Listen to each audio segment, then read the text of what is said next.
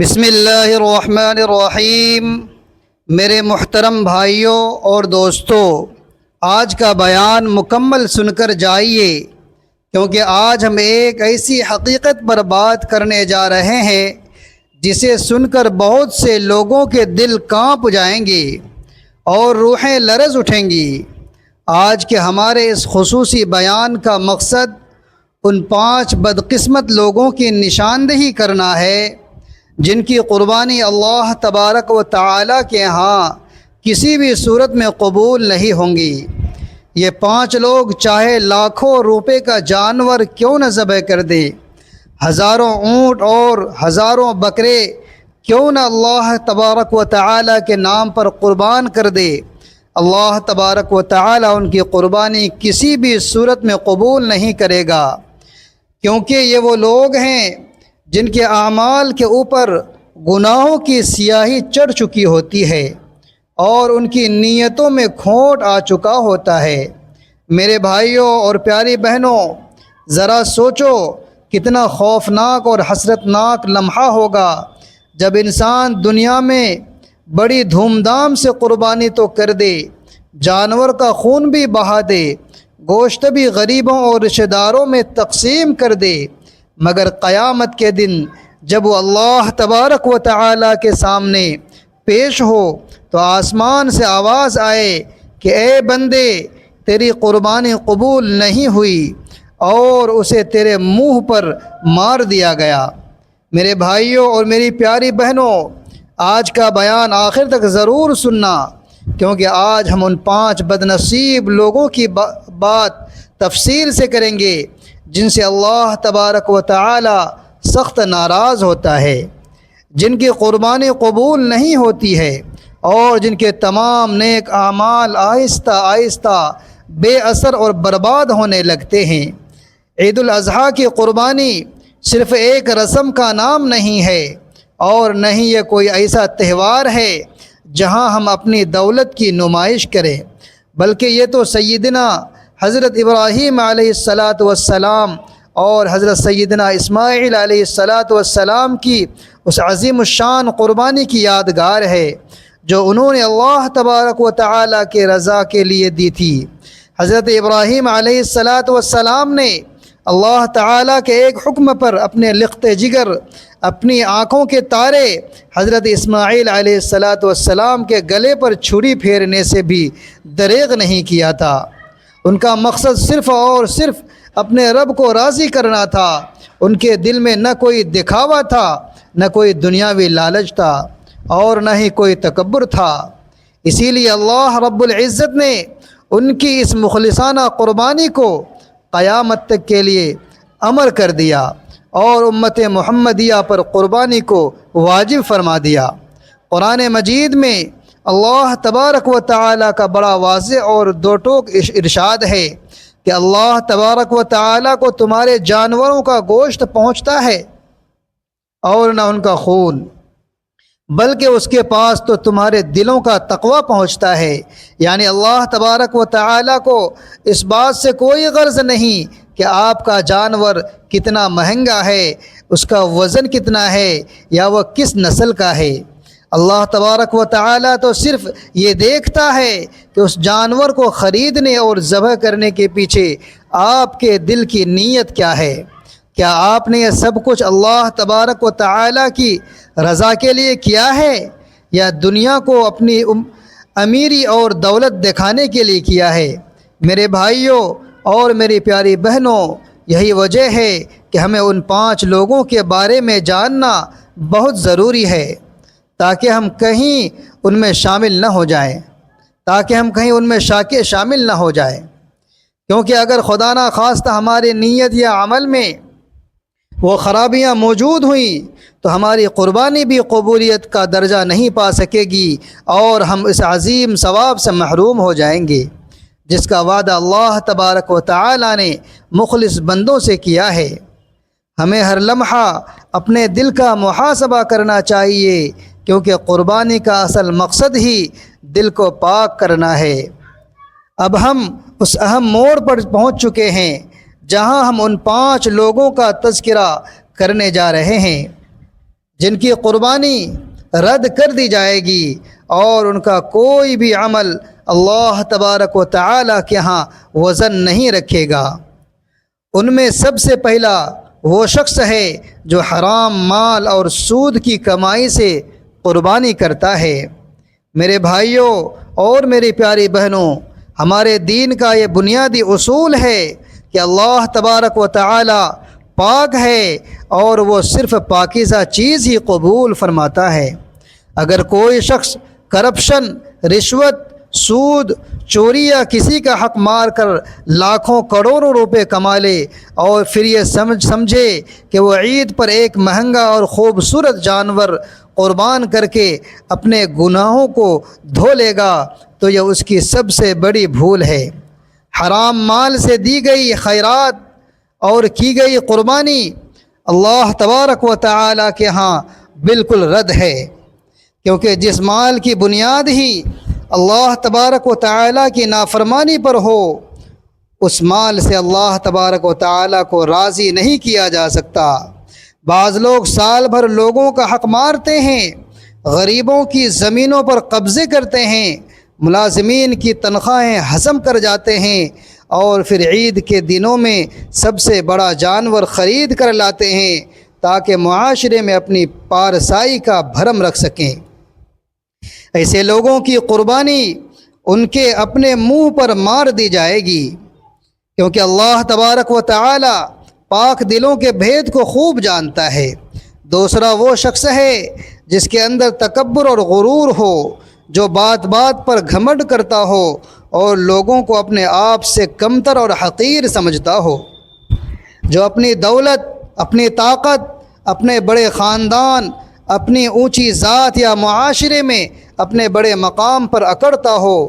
اللہ تبارک و تعالی ایسے مغرور شخص کی قربانی اور کوئی بھی عبادت کبھی قبول نہیں کرتا۔ میرے بھائیوں اور میری پیاری عزیز بہنوں، تکبر وہ ہلاکت خیز آگ ہے جو انسان کی نیکیوں کو اندر ہی اندر اس طرح جلا کر راکھ کر دیتی ہے جیسے آگ سوکھی لکڑی کو پل بھر میں ختم کر دیتی ہے۔ ایک طرف انسان سجدے کر رہا ہوتا ہے، دوسری طرف اس کے دل کے اندر غرور کا بت بیٹھا ہوتا ہے۔ ایک طرف زبان پر اللہ تبارک و تعالی کا نام ہوتا ہے اور دوسری طرف دل کے اندر یہ احساس ہوتا ہے کہ میں ہی سب سے بہتر ہوں اور باقی سب لوگ تو گنہگار اور حقیر ہیں۔ یہی وہ زہر ہے جو بڑی سے بڑی عبادتوں کے اثر کو بالکل ختم کر دیتا ہے۔ جو شخص عید کے دنوں میں مہنگا جانور صرف اس لیے لاتا ہے تاکہ اپنے غریب پڑوسی کو نیچا دکھا سکے یا اپنے رشتہ داروں پر رعب جما سکے، اس کے دل کا یہ تکبر اس کی قربانی کو برباد کر دیتا ہے۔ تیسرا وہ شخص ہے جو ریاکاری اور دکھاوے کے لیے قربانی کرتا ہے۔ یہ وہ لوگ ہوتے ہیں جو کوئی بھی نیک کام کریں تو ان کا مقصد اللہ تبارک و تعالی کی رضا نہیں بلکہ لوگوں سے واہ واہ سننا اور اپنی جھوٹی شہرت حاصل کرنا ہوتا ہے۔ وہ نماز پڑھتے ہیں تو لوگوں کو دکھانے کے لیے، خیرات دیتے ہیں، خیرات کرتے ہیں تو کیمرے کے سامنے تاکہ دنیا میں ان کا نام ہو، اور جب قربانی کرتے ہیں تو لاکھوں روپے کا جانور صرف اور صرف اس لیے خریدتے ہیں کہ لوگ انہیں سخی کہیں، امیر کہیں اور بڑا آدمی تسلیم کریں۔ اس سے کئی دن پہلے وہ اپنے جانور کو گلیوں میں گھماتے ہیں، سوشل میڈیا پر اس کی قیمتوں کے چرچے کرتے ہیں اور دل ہی دل میں لوگوں کی تعریفیں سننے کے لیے بے چین رہتے ہیں۔ میرے بھائیوں اور میری پیاری بہنوں، یہ وہ خطرناک روحانی بیماری ہے جسے ہمارے پیارے نبی حضرت محمد مصطفیٰ صلی اللہ علیہ وآلہ وسلم نے شرک اصغر یعنی چھوٹا شرک قرار دیا ہے۔